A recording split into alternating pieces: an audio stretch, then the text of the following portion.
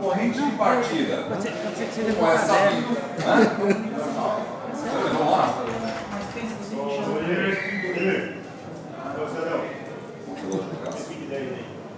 Senhores, então, como já falamos aqui, né, a corrente de partida, né, ela realmente é um ponto crítico, né, do acionamento do motor, né? Ela costuma ser bem elevada em relação à corrente nominal, quando o motor já está em regime, né? Varia muito, né, de caso para caso, né, mas essa corrente aí ela é da ordem de 5, 6 até 7 vezes a corrente nominal, né, no momento da partida. Tá? Então, o que se entende como sendo corrente de partida? Bom, você está com o motor no estado de repouso, você energiza o motor, né, e até que ele saia dessa condição de repouso, né, e entre em movimento, né, você tem lá um esforço muito grande, tem lá um pico de corrente.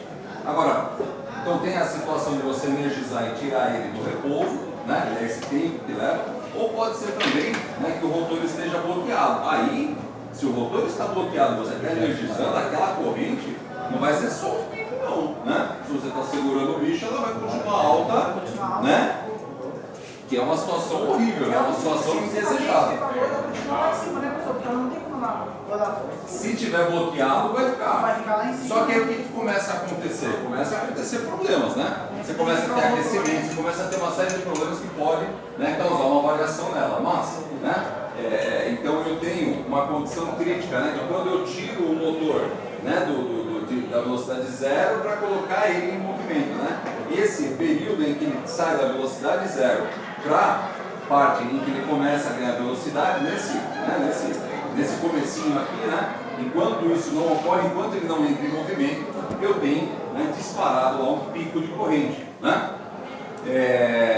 Isso é um problema, sobretudo para os dispositivos de proteção, né? Em instalações elétricas, vocês viram alguns dispositivos de proteção, um fusível, um disjuntor, não é isso? Né? Então, é complicado, porque se você vai dimensionar o condutor de acordo com a corrente nominal da carga. Você não dimensiona para a corrente de partida. Até porque, né, isso deve ocorrer num breve instante de tempo e o aquecimento gerado no cabeamento por conta, né, desse breve instante não deve causar problemas. Então você acaba dimensionando a instalação, né, os condutores lá e até a proteção, né, e aí entra o detalhe da proteção, para a corrente nominal. Só que tem esse inconveniente, na partida vai dar aquele solavanco, né? Então, se você vai dimensionar a proteção é para o motor lá da instalação, né? Essa aqui, ó. Quando eu dimensiono isso daqui, eu dimensiono pensando nos equipamentos que eu vou ligar ou no cabeamento? O circuito e o cabeamento. O cabeamento, né? O cabeamento sim veio de um projeto em que, olha, eu vou conectar uma carga, né, de tal potência, né, tal corrente, porque a gente pensa sempre na corrente, porque a tensão não varia, não é isso? A tensão nominal que a concessionária me entrega aqui, né? Isso não vai variar. Quem vai variar de acordo com a potência da carga lá vai ser a corrente, né? Então a gente trabalha em cima da corrente. Você determina as potências, demanda de uso, aquelas coisas todas, faz aquele cálculo lá, não é isso? Você chega no valor de corrente. A partir daquele valor de corrente, você vai dimensionar o cabo. E aí, uma vez que você tem o cabo, você vai dimensionar a proteção. E aí, a sua proteção, né, vai ser em cima dessa corrente que na partida aqui vai ter esse problema. E dependendo da proteção que você está usando, né, se for uma proteção, seja um fusível, seja um disjuntor, né, qual que vai ser o problema, né? É justamente esse transitório, né? Durante aqui esse pico de corrente aqui, será que não vai atuar, né, a sua proteção? Então, a sua proteção, ela tem que prever, né, ela tem que ter uma curva de resposta tal que absorva, né, esses picos aí, mas tem como atenuar, né, esses picos de corrente de partida, não tem? Qual que é a forma que nós já falamos aqui? Como atenuar o pico na corrente de partida? Qual equipamento usar? Como fazer? De qualquer forma. Só uma soft start. Uma soft start, um inversor de frequência. Esses dois equipamentos vocês verão no semestre que vem. Mas vocês já viram um outro, que quebra o galho também. Começando com uma tensão menor e partindo para uma tensão maior. A soft start, ela faz esse serviço. Ela vai ela vai em uma partida lenta, ela dá no motor, né? Exato. Aquele pico. Sim, exatamente. Só que esse equipamento, o soft starter e o inversor de frequência, vocês não viram ainda, mas vocês já viram outros dispositivos que podem fazer isso. Ó, legal. É isso que ele falou, né? Então, variando a tensão que você aplica nos enrolamentos, né? Você pode partir então com uma potência menor e depois subir para uma potência maior. Essa variação de tensão eu consigo fazer com o fechamento. Oi? Porque os motores vinham já tipo, meio que ligados em triângulo, estrela, tipo, como se fosse uma proteção, sacada, fechar, fosse o cara não é livre, vai lá, já liga lá com uma potência, aí se é em estrela, mesmo que não vai ter isso aí era uma preocupação para caso a pessoa lá não se atentasse e errasse na ligação. É mais ou menos como comprar um equipamento e ele já vem setado por 220, né? Se ele tem a chavinha 110, 220, já vem no 220, né? Se o cara ligar errado, ele não funciona, né? Então é isso, né, pessoal? Então eu consigo atenuar, eu consigo diminuir o problema aqui da corrente, do pico de corrente de partida, fazendo o quê? Usando algum artifício, né, em que eu não já saio, né? Já não saio com os dois pés no peito, né? Já não saio com a potência total. Eu não aplico a tensão, né? Nominal direta nele, né? Então eu posso usar algum desses recursos que os senhores falaram aí para começar com uma potência menor, saiu, né? Tirou ele da inércia, né? Tirou ele do estado de parado, pôs em movimento, aí sim, aí gradualmente você, né? Você consegue fazer. Então, tudo que vocês já viram aqui para trás. Vocês devem ter visto a ligação estrela-triângulo, né? E devem ter visto também. Cadê os transformadores? Bom, estão aqui em algum lugar. Aqui, ó. Né? Estrela-triângulo? Vocês usaram isso aqui também? Não. Não? Não. Usamos o Gerson. Usamos. Isso aqui é um transformador, né? Então você chega com um determinado valor de tensão e você pode tirar níveis de tensão que variam de 0, 40%, 60%, 80%, tudo bem? Então eu posso comutar, né, essas saídas aqui. Oi? Isso. Cada tape desse aqui te dá, né, um valor de tensão proporcional à tensão de entrada. Então você consegue, né, partir ele com um valor de tensão menor e subindo, né, conforme né? Aí como é que eu faço isso, professor? É a parte de acionamentos elétricos, a parte de comandos, né? Esse cara aqui, ou o partida estrela e depois joga para triângulo, que aí ele trabalha na tensão nominal e consequentemente a potência nominal do dito curso. Muito bem. E aí, como a parte da proteção tem, né, as curvas, né, seja do disjuntor, seja do fusível, né? Você tem o que são aquelas curvas? É curva de comportamento, né? Não é porque o fusível lá é de, sei lá, de 10 amperes que quando der 10 amperes ele vai abrir, não é bem assim, né? Eu tenho que ter um determinado valor de corrente por um determinado tempo para conseguir, né, fazer aquele troço fundir, não é isso? Né? Então eu tenho fusíveis que são de respostas mais rápidas e tem fusível que é para ter uma resposta mais lenta, né? Tem circuitos que eu preciso proteger de um jeito, tem circuitos que eu preciso proteger de outro. Por causa de motores tem que ser lento, né? Se ele for de resposta rápida, deu esse pico aqui e já vai embora, né? Muito bem. Classe de isolamento. A que se refere, né, essa classe de isolamento? Pessoal, esse motor, ele gera calor, tá certo? Né? Ele gera calor, não tem jeito. E também lá no ambiente onde ele está instalado, né, ele também pode, claro, haverá lá uma temperatura ambiente que pode estar acima, pode estar abaixo do motor, enfim, né? Isso resulta numa certa temperatura lá nos enrolamentos. Ah, professor, mas e daí? E daí que lá no enrolamento do motor, né, que tipo de fio que você usa? Você usa um fio esmaltado. Professor, por que essa bosta de esmalte aí? Por que você não usa, né, um isolante como esse daqui, né? Você não consegue fazer um enrolamento, né? Porque quando o esmaltado, depois que você faz o enrolamento da bobina, você joga o óleo não, Verniz. o verniz. Ah, mas não poderia fazer com outro também? Esses dias não trabalham fazer com esse daí que é flexível, imagina com esses cabos aí. O trabalho que ia ser. Mas daria.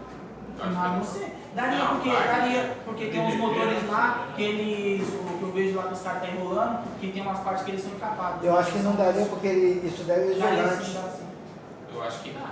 Tá? Porque o isolante não tem contato com o fio, porque o fio já é esmaltado. Então o isolante é só para proteger ele. E o isolante acho que também é uma A parte função desse esmalte aqui é a mesma do que essa capa que você ali, né?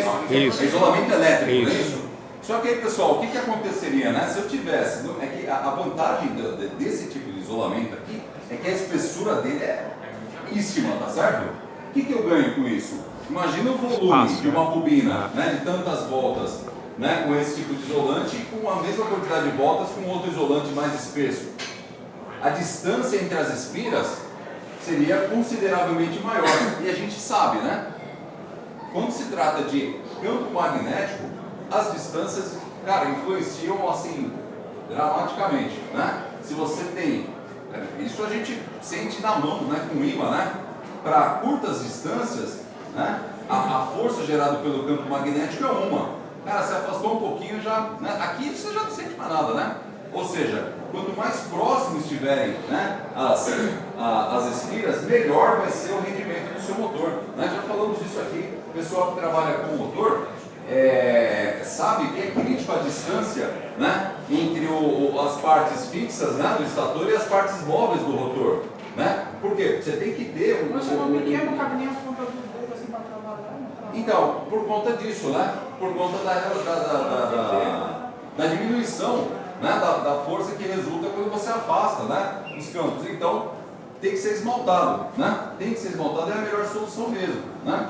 Agora, tem um problema com esse esmalte aqui, né? Se submetido, né, a determinadas condições, né, ele pode perder as características dele, né? E aí, se eu tiver, né, uma alteração na composição desse isolante, ele passa a não fazer aquilo que ele precisa fazer. Ele passa a não isolar, né, como deveria, né? Então, cada motor ele tem uma bitola desse fio aí. O diâmetro do fio, né, tem relação com a corrente que vai passar por ele. E o isolamento, né, tem relação com as tensões ali aplicadas, né? Só que nem tudo é flores, né? Motor, quem é da indústria sabe que motor está nos lugares mais improváveis, né? É umidade, é poeira, né?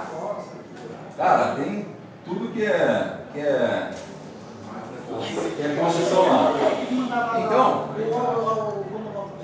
olha só, para que você consiga manter, né, a vida útil, né, preservada desse cidadão aqui, né, então você precisa, né, dimensionar ele para trabalhar numa certa temperatura, né? Então, para uma certa condição é um material, para uma condição mais extrema tem que ser outro material.